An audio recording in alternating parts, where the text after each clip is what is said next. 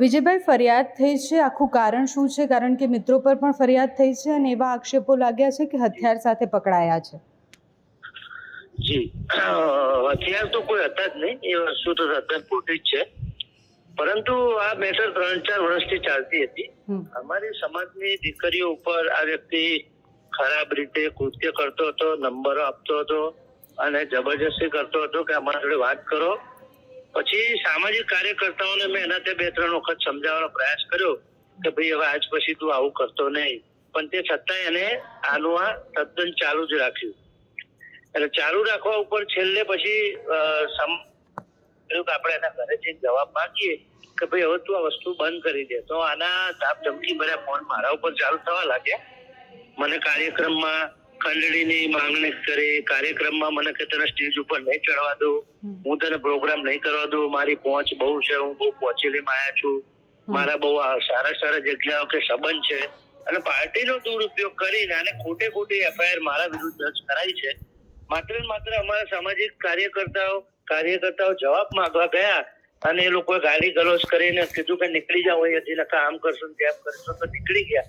પરંતુ આને CCTV footage જમા કરાવીને જે લાકડી લઈને ઉભા છે એ લોકો એમના જ છે. તે છતાંય એમના અમારા ગણાય અને આમાં જેટલા નામ લખાયા છે ને એમાં 70% નામ ખોટા છે. એ લોકો તો હાજર જ નહીં, બિચારા, એમને તો ખબર જ નહીં મેટર શું છે. હું જાતે હાજર નથી, એ લોકો હાજર નથી, એ છતાં પણ આવી રીતે ફરિયાદ થઈ ગઈ તો આને ક્યાંથી સેટિંગ કર્યું, કોને કીધું, કયા અધિકારી આનું લાગણી દર્શાવીને આવી ખોટી એફઆઈઆર દર્જ કરી, એ પણ બહુ મોટો પ્રશ્ન છે મારા માટે.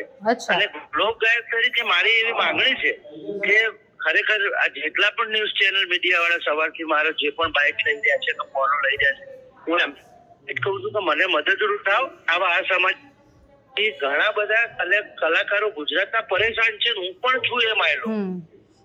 પણ વિજયભાઈ, તમે માત્ર લોક કલાકાર જ નહીં, એ તો પહેલા જ તમે ભારતીય જનતા પાર્ટી સાથે પણ જોડાયેલા છો અને જેને ફરિયાદ કરી છે એ પણ ભારતીય જનતા પાર્ટીથી છે.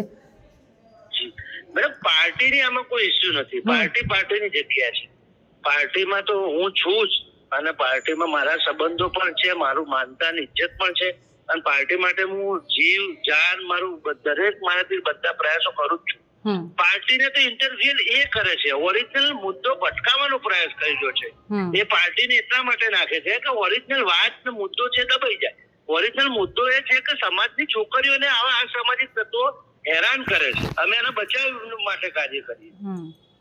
અચ્છા, એટલે તમારું એવું કહેવું છે કે તમે પહેલા વાત કરી હતી એમની સાથે અને છતાં પણ એ ન અટકાય, એટલે તમારે એ લોકોએ પહેલા ધમકી આપી અને તમારે જવું પડ્યું તમારા મિત્રો સાથે.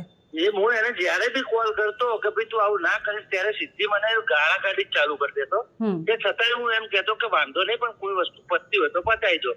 પણ જેટલી વખત એને સમજાવવાનો પ્રયાસ કર્યો એને ગાળો જ દેવાની ચાલુ કરી છે, ગાળોથી જ વાત કરી છે. જી, ઓકે વિજયભાઈ.